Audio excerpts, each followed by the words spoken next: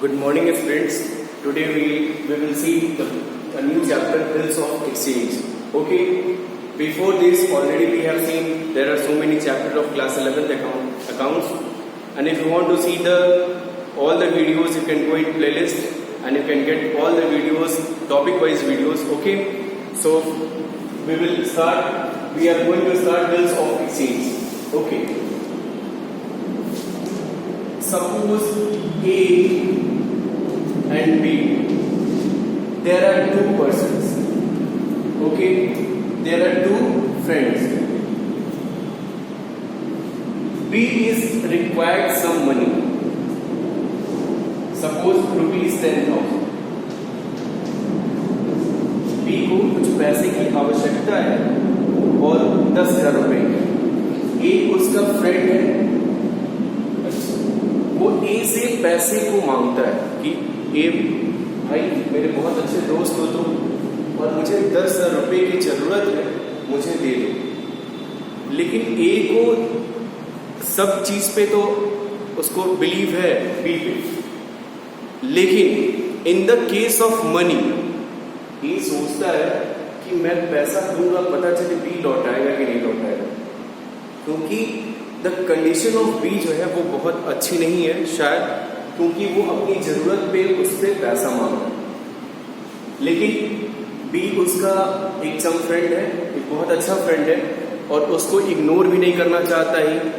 तो उस कंडीशन में ए क्या करेगा? तो ऐसा करेगा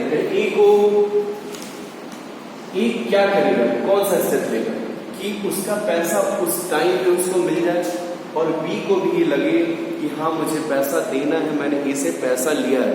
तो जो बात है पैसे की, उस पर क्रेडिबिलिटी बनी रहे, बिलीफ बना रहे। Clear? So my dear friends, तो ए क्या करेगा? ए आएगा मेरे पास, ठीक है, मेरे पास आएगा और मुझसे कहेगा कि इन कंडीशंस में मुझे क्या करना चाहिए। तो मैं उसको एक अच्छा तरकीब बताऊंगा, मतलब एक अच्छा प्लान बताऊंगा और उससे ये कहूंगा कि ऐसा करो, तुम उससे बिल्स ऑफ एक्सचेंज साइन करवा लो। क्या करवा लो? बिल्स ऑफ एक्सचेंज बनवा लो। जितना टाइम पीरियड उसको देना चाहते हो तुम, जितना भी टाइम पीरियड उसको तुम देना चाहते हो, उस टाइम पीरियड का एक क्या करवा लो? बिल्स ऑफ एक्सचेंज बना लो। इससे तुम्हारा भी पैसा सेफ रहेगा और बी को भी पैसा मिल जाएगा। तो इन दैट केस क्या होगा?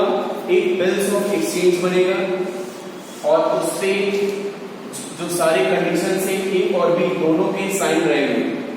Means A who will draw the bill and B who will accept the bill, okay, both will be sign on the bills of exchange and it will be written on a stamp paper. So if B will deny from the payment, B कल को मुकरता है payment करने से कि मैं तुम्हारे पैसे नहीं दूंगा, या मैं उसको वो पैसा देने से इनकार करता है, तो उस केस में ए के पास वो लीगल एक्शन लेने का क्या होगा? राइट होगा और एक प्रूफ रहेगा, डॉक्यूमेंट के रूप में लीगल प्रूफ रहेगा। तो वो चीज इससे बी को भी ये डर रहेगा कि हाँ मुझे पैसे का पेमेंट करना है, और ई को भी बिलीफ रहेगा कि उसको पैसे लेना है। तो इस तरीके से इस बिल्स ऑफ एक्सचेंज की इंपॉर्टेंस आपको समझ में आ गई होगी। इसी तरीके से जब एक बिजनेसमैन जब बिजनेस करता है तो वो गुड्स क्रेडिट पे सोल्ड करता है। क्लियर? उसको अपना बिजनेस से गुड्स क्रेडिट पे और कैश दोनों पे सोल्ड करता है, कैश और क्रेडिट दोनों पे गुड सोल्ड करता है। तो कैश पे तो कोई प्रॉब्लम नहीं, उसको पैसा मिल जाता है। But in the case of credit उसको क्या करना है? वो क्रेडिट पे कैसे सामान बेचेगा, कैसे अपने सारे कस्टमर्स पे फेथ करेगा।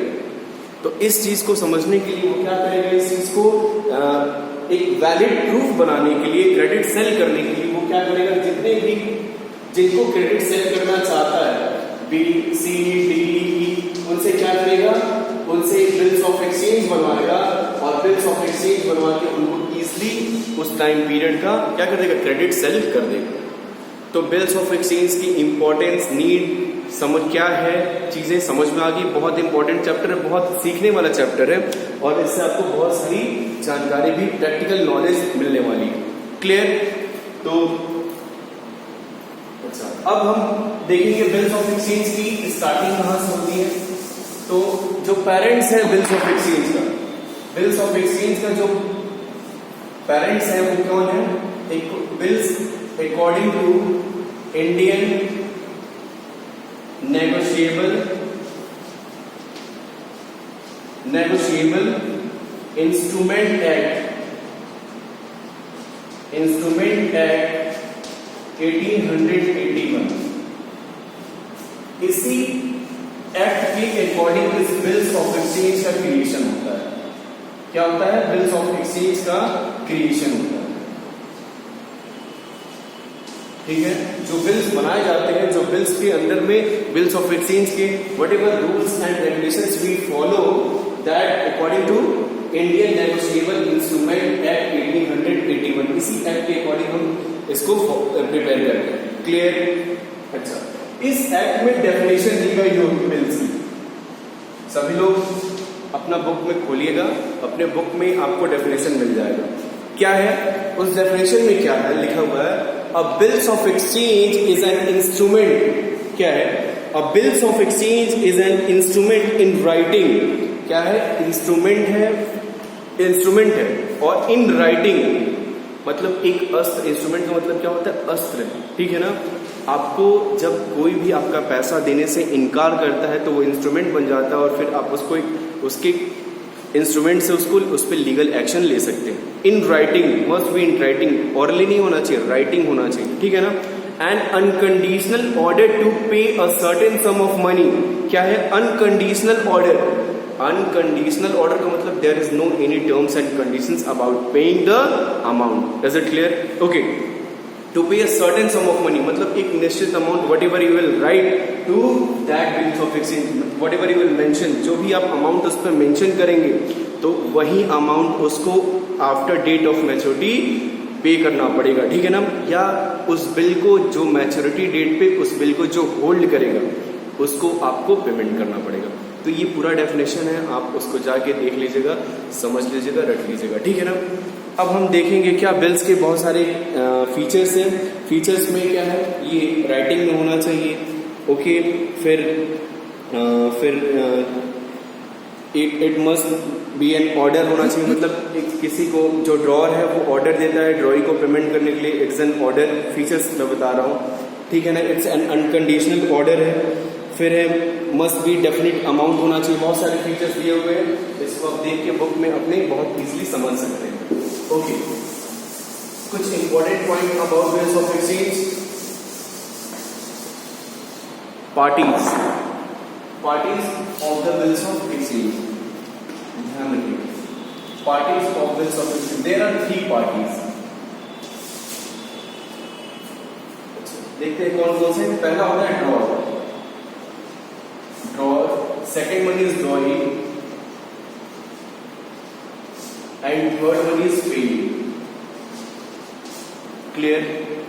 अच्छा, ड्रॉअर का मतलब क्या होता है? ड्रॉअर जैसे ऊपर वाले एग्जांपल में मैंने एक एग्जांपल लिया कि ए ने बी के ऊपर बिल लिखा, ठीक है ना? तो who draw the bill? Who is drawing bill? A. जो बिल ड्रॉ कर रहा है, बिल बना रहा है, जो बिल का ओनर है। Clear? Who is drawing the bill, that will be called what? Drawer. जो बिल को लिखेगा, जो बिल को बनाएगा, जो बिल का ओनर होगा, उसको हम क्या कहेंगे? Drawer. Who will write the bill, that will be drawer. Is it clear? Drawing means who will accept the amount of bill, जो बिल को एक्सेप्ट करेगा। अब जैसे देखिए, ए यहां पे लिख रहा है, ए बिल लिख रहा है और बी एक्सेप्ट कर रहा है। A is drawer and B is drawing. B को क्या कहेंगे? ड्रॉइंग कहेंगे, DRAWEE, ड्रॉइंग। ओके, थर्ड पे।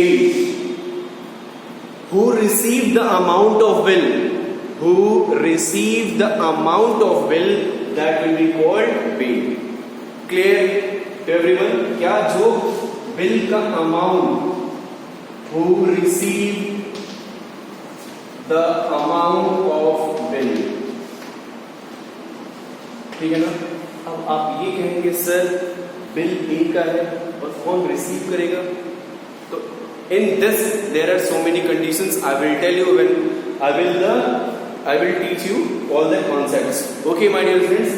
So जो पैसा जो बिल को डेट ऑफ मैच्योरिटी पे होल्ड करेगा, डेट ऑफ मैच्योरिटी का मतलब क्या होता है, ड्यू डेट, चीजों को मैं बताऊंगा अभी। Who receive the amount of bill at the date of maturity, वो पेई होगा। पेई can be drawer, drawer can be पेई हो सकता है, ड्रॉर और पेई सेम हो सकते हैं, क्लियर ना। ड्रॉर एंड पेई ये दोनों सेम हो सकते हैं, ठीक है ना। अगर if drawer didn't transfer to the bill, drawer ने बिल का ट्रांसफर नहीं किया है, ड्रॉर ने बिल को बेचा नहीं है, ड्रॉर ने बिल का इंडोर्समेंट नहीं किया है, इन that case drawer will receive the amount of bill. Getting you all? Okay. And if drawer has, suppose A is drawer, A drawer and B drawing, A ने बिल को बेच दिया C को, A ने B को bill को C को बेच दिया, in that case who will pay? C will be paid। तो जो बिल को होल्ड करेगा, बिल के भुगतान वाले दिन, पेमेंट वाले दिन, वो क्या होगा, पे होगा। Clear? There are 3 parties of the bill. आपको पार्टीज क्लियर हो गई होंगी, इसके बहुत सारे फीचर्स और इम्पोर्टेंस एडवांटेज हैं, ये आप बुक में जाके पढ़ सकते हैं, समझ सकते हैं, इसको मुझे बताने की जरूरत नहीं है। अब हम बात करेंगे क्या, कुछ ऐसे शब्द की जो बिल्स ऑफ एक्सचेंज के इक्विवेलेंट आते हैं, जैसे बिल्स ऑफ एक्सचेंज, ठीक है, प्रॉमिसरी नोट,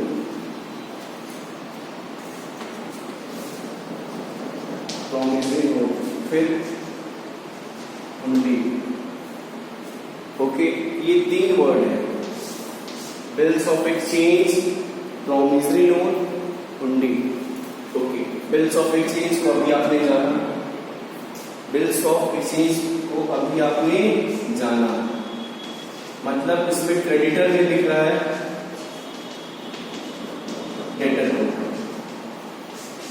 ये 1 नंबर का बहुत इंपॉर्टेंट कॉम्पिटिटिव क्वेश्चन है, ध्यान रखिएगा, बहुत सारे लोग इस पे कंफ्यूजन कराते हैं। अभी आप क्लास 12 के आगे जाएंगे तो आपको ऐसे कॉम्पिटिटिव क्वेश्चंस मिलेंगे, तो ये 1 नंबर का इंपॉर्टेंट क्वेश्चन है, इसको आप बीकॉम के एंट्रेंस में आपसे पूछा जा सकता है, या कहीं भी आप कॉमर्स के फील्ड में जहां कहीं भी आगे जाएंगे आपको ये चीजें 1 नंबर का मिलेगा कि who will write the bills of exchange, ठीक है ना, डेटर होगा कि क्रेडिटर होगा, कौन होगा, नन ऑफ द अबव होगा, ऑल ऑफ द अबव होगा, ऐसे करके बहुत सारे क्वेश्चंस पूछे जाते हैं। तो जो बिल्स ऑफ एक्सचेंज को लिखता है वो कौन होता है, क्रेडिटर होता है, ध्यान रखिएगा, ये बहुत इंपॉर्टेंट क्वेश्चन। ठीक, ये हमारे इंडिया में चलता है, इंडिया में एक्सेप्टेबल है। ओके, हम पढ़कर इस अकाउंटिंग को फॉलो कर रहे हैं, डबल एंट्री सिस्टम को, ध्यान रखिएगा, डबल एंट्री सिस्टम को फॉलो कर रहे हैं। ठीक, कहाँ किसके अकॉर्डिंग है, मतलब कैसा है, जो ब्रिटिशर्स फॉलो करते हैं। Is it clear? अब जब वेस्टर्न कंट्रीज की हम बात करें, यहाँ पे प्रॉमिसरी नोट में क्या होता है, प्रॉमिसरी नोट में जैसे ए और बी, ओके, बी ने पैसे लिया है तो B will promise when drawee will promise, means जब डेटर ही प्रॉमिस करेगा, when debtor will promise to pay a certain sum of money to a certain person. Is it clear to everyone? मतलब इसमें देने वाला ही प्रॉमिस करता है कि मैं फला आदमी को फला पैसा, इतना अमाउंट इतने तारीख को दे दूंगा, क्लियर ना, तो वो प्रॉमिसरी नोट बन जाता है। उसको हिंदी में कहते हैं क्या, प्रतिज्ञा पत्र। क्या कहते हैं, प्रतिज्ञा पत्र। तो उसमें वो क्या करता है, प्रॉमिस करता है, किसको, ड्रॉअर को करता है, क्लियर। तो उसको क्या कहेंगे, प्रॉमिसरी नोट। ए बी है ड्रॉइंग है, इसमें ड्रॉइंग ही एक्सेप्ट करेगा, ड्रॉइंग ही फॉर्म करेगा, साइन करके अपना एक को दे देगा। क्लियर?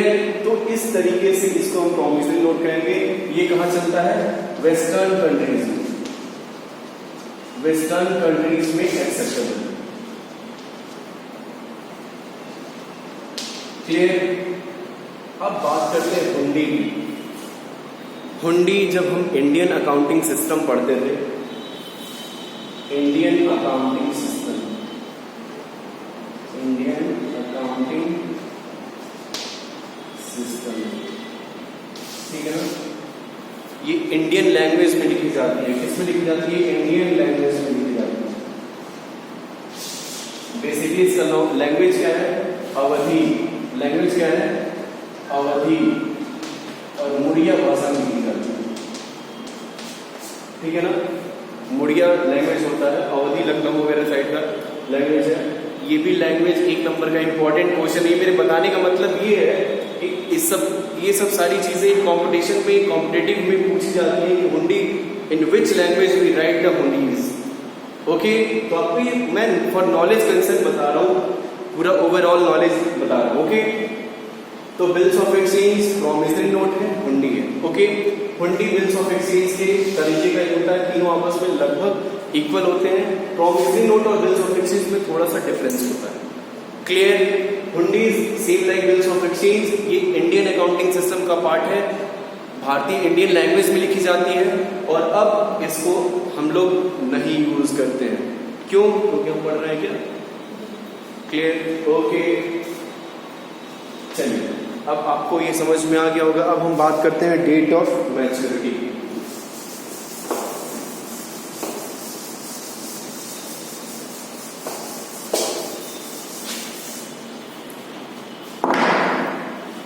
डेट ऑफ मैच्योरिटी, एक इससे पहले एक डिफरेंस, इंपॉर्टेंट डिफरेंस पूछा जाता है। What is the difference between bills of exchange and promissory note? ठीक है ना? ये इंपॉर्टेंट डिफरेंस है, आप सभी लोग पढ़ लीजिएगा, ठीक है ना? आपकी बुक में दिया हुआ है। ओके, अब हम बात करते हैं क्या? Date of maturity. Date of maturity, बहुत सारे बच्चे नहीं समझ पाते हैं डेट ऑफ मैच्योरिटी का मतलब क्या होता है। डेट ऑफ मैच्योरिटी मीन्स, इसको सिंपल एक कॉमन वर्ड्स में कहेंगे डेट ऑफ पेमेंट। क्या? Date of payment. ओके, जिनको लिखना लिख लें, date of payment. Getting honour? तो डेट ऑफ पेमेंट, अब देखिए, A has written a bill on B for the amount for the 3 months on the date 1st January. On which date? 1st January. For 3 months amount is 10,000. अब सुन लीजिए, ए एक bill लिख रहा है B के ऊपर, कितने का? 10,000 रुपए के लिए। कितने महीनों के लिए? 3 months के लिए। किस डेट को? 1st January को। तो जिस दिन बी पे करेगा उस बिल का अमाउंट ए को, on which date we will pay the amount of bill to A, that will be considered as date of maturity. Means जो date of payment होगा वो आपका क्या होगा? वो date of maturity कहलाई जाएगी। क्लियर? अब हम इस date of maturity का कैलकुलेशन कैसे करेंगे? How will we calculate the date of maturity? Clear? तो अब देखिए, 1st January on date the B is writing the bill. Clear? 1st January. Okay, from the 1st January, 3 months. 1st February, 1st March, जनवरी पूरा 30 days, क्योंकि 1st जनवरी को bill लिखा जा रहा है। तो 1st month, 2nd month and 3rd month, 3 महीने complete.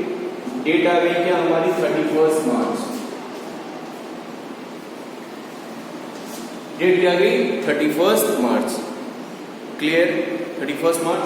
पूरा कंप्लीट हो गया, 31 मार्च कंप्लीट हो गया, मतलब सॉरी 1 अप्रैल आ गई, पूरा मार्च कंप्लीट हो गया, फर्स्ट पूरा मंथ, 3 मंथ्स की बात कर रहे हैं तो जनवरी कंप्लीट, फरवरी कंप्लीट, मार्च कंप्लीट, डेट आ गई 1 अप्रैल।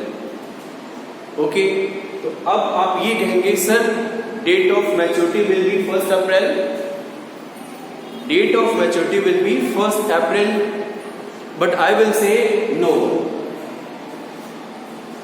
ये 1 अप्रैल होगा वो डेट ऑफ मैच्योरिटी नहीं होगा। इसमें हम क्या करेंगे, 3 days as a grace period देंगे। कितने दिन?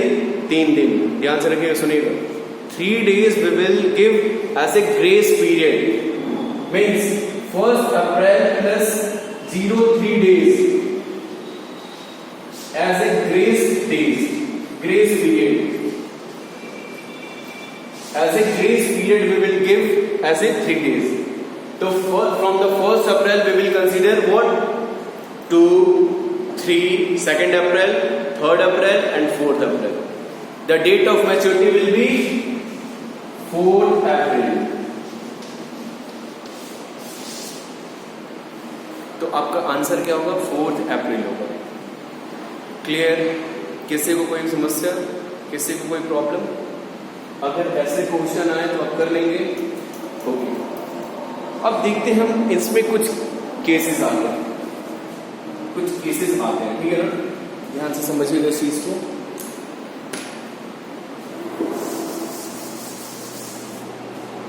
मेरा डेट ऑफ मैच्योरिटी 4th अप्रैल आ गया।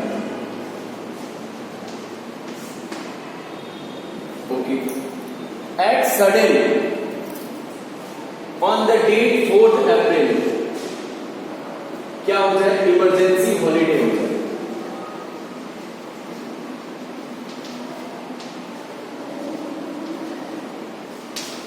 क्या हो जाए? इमरजेंसी। तो ये केस है। इन द केस ऑफ, आप पूरा बकायदा लिख लेंगे नोट्स में अपने, point number A, in the case of emergency holidays the date of maturity will be extend for the next days। मतलब जितना डेज हॉलीडे होगा ये 4th अप्रैल से कब हो जाएगा? 5th April date of maturity हो जाएगा। डेट ऑफ मैच्योरिटी सही होना चाहिए, अगर ये सही नहीं होगा डेट तो आपके मार्क्स कट जाएंगे। तो आपको डेट ऑफ मैच्योरिटी निकालना आना चाहिए, इसलिए मैं इस चीज को बता रहा हूं। आप सबको कैलकुलेट करने आना चाहिए कि on date of maturity actual में क्या होगी। क्लियर? तो if in the case of emergency holidays the date of maturity will be extend for 1 day, जितने भी इमरजेंसी हॉलीडेज होगा। अब जैसे एट सडन लॉकडाउन लग गया, ये सब सारी चीजें हो गई, एट सडन कोई इमरजेंसी हैपनिंग हो जाती है, मिस हैपनिंग हो जाती है, फॉर दैट तो हम क्या करते हैं, अपने ड्यू डेट को क्या कर देंगे? एक्सटेंड कर देंगे। क्लियर? ओके, ये पहला केस था। Case number 2, if the date of maturity is 4th April, ठीक है, तो क्या हो जाती है? हॉलीडे हो जाती है, क्या होली पड़ जाती है, होली पड़ जाती है। और 5th अप्रैल को क्या हो जाता है? दिवाली पड़ जाती है। मतलब ऐसा कुछ हो जाता है कि 4th और 5th दोनों दिन आप कहेंगे सर 4 को होली और 5 को दिवाली। ऐसा नहीं होगा, कोई एक ही होगा। लेकिन क्या हो जाता है कभी कभी, समटाइम्स क्या होता है कि किसी एक दिन छुट्टी होती है और उसके अगले दिन भी हॉलीडेज हो जाती है। बहुत सारे ऐसे कंडीशन होते हैं, जैसे मान लीजिए 1 अक्टूबर को कोई फेस्टिवल पड़ जाता है और 2 अक्टूबर को गांधी जयंती पड़ जाती है। ऐसे बहुत सारे केसेस होते हैं। 15 अगस्त के साथ होता है, 14 अगस्त को रक्षाबंधन पड़ता है, 15 अगस्त को इंडिपेंडेंस डे पड़ जाता है। तो ये सब क्या है? नेशनल हॉलीडेज हैं। In that case we can't do anything. Okay, तो देखिए आपका जब ये मैं इसलिए बता रहा हूँ 4th और 5th, क्योंकि मैंने अभी एग्जाम्पल देके समझाया इसको। तो सपोज इन दैट केस हम क्या करेंगे, जो मेरा डेट ऑफ मैच्योरिटी एक दिन बिफोर हो जाएगा, earlier means the date of maturity will be 3rd April. The date of maturity will be 3rd April. Clear? In the first case, if the emergency holidays will take place, then the date of maturity will extend for the 1 days. Is it clear to everyone? And in the second case, if date of maturity will be 4th and 5th continuously extending, in that case the date of maturity will be 1 day earlier. Clear? So this is the cases for the date of maturity. So आपको समझ में आ गया? Clear? In this case any problem? Okay. तो आपको समझ में आ गया होगा date of maturity calculation. Okay. One more thing I want to say. First case, accounting treatment. निकालने आगे बहुत सारे ऐसे क्वेश्चन दिए हैं जिसके थ्रू हम डेट ऑफ मैच्योरिटी को निकाल सकते हैं. Sorry, types of bill. Types of bill. Types of bill. There are 3 types of bill. There are 3 types of bill. Okay. First type, bill at sight. Bill at site. Second, bill after date. And third one is bill after site. Clear? There are 3 types of bill. First one is bill at site, bill after date, or bill after site. 3 तरीके का bill होता है. देख लीजिए, bill at sight, bill after date and bill after sight. Bill at sight means payable on demand. Payable on demand मतलब इसमें कोई भी डेट फिक्स नहीं करता है. ए कहता है बी से कि भाई मुझे पैसे की जरूरत है, बी ए फटाफट उसको पैसे दे देता है. लेकिन ये भी साथ में कहता है कि पैसा ले लो, लेकिन जब मैं डिमांड करूंगा तब मुझे देना होगा. ठीक है? तो जो बिल्स ऑफ एक्सचेंज बनता है वो बिल एट साइट होगा. उस तरीके के बिल को हम क्या कहेंगे? Bill at sight, which is payable on demand. Is it clear to everyone? Second type, bill after date. Bill after date means the date of maturity will be considered from the date of writing. जैसे ए 1 जनवरी को bill लिखता है. कब लिखता है? 1 जनवरी को. किसके ऊपर? बी के ऊपर. तो जो बिल का मैच्योरिटी पीरियड होगा वो कहां से लिया जाएगा? From the date of writing. मतलब 1 जनवरी से ही हम उसकी डेट ऑफ मैच्योरिटी पीरियड, अगर 3 महीने का हुआ तो हम 3 महीने का जो maturity period from the 1 January we will start to consider. Is it clear to everyone? इसको हम क्या कहेंगे? इस तरीके के बिल को bill after date. And in third case bill after sight. Bill after sight means the date of maturity will be considered from the date of acceptance. Okay, जैसे A has written a bill on B on 1 January, लेकिन B उसको कब accept कर रहा है? 2 महीने बाद. कब? 1 अप्रैल को, सॉरी 1 मार्च को. तो इस तरीके को बिल को हम क्या कहेंगे? जो डेट ऑफ मैच्योरिटी होगा वो 1 मार्च से कंसीडर की जाएगी. 1 मार्च से कैलकुलेट की जाएगी और इस तरीके की जो चीजें होंगी वो यहाँ से ऐड कर ली जाएगी. तो आपको तीनों टाइप समझ में आ गए होंगे. There are 3 types of bill. Bill at sight, bill after date and bill after sight. Okay my dear friends, so आज के लिए हम इतना ही करते हैं. वीडियो बहुत लंबा बन गया है. ओके, तो आप इस चीज को, एक एक चीज को देख लीजिए, समझ लीजिएगा. कोई प्रॉब्लम होगा तो मुझसे पूछिएगा. ठीक है? और जो नेक्स्ट केसेस हैं उनको हम कल के लेक्चर में पढ़ेंगे, नेक्स्ट लेक्चर में पढ़ेंगे. So for today thank you very much.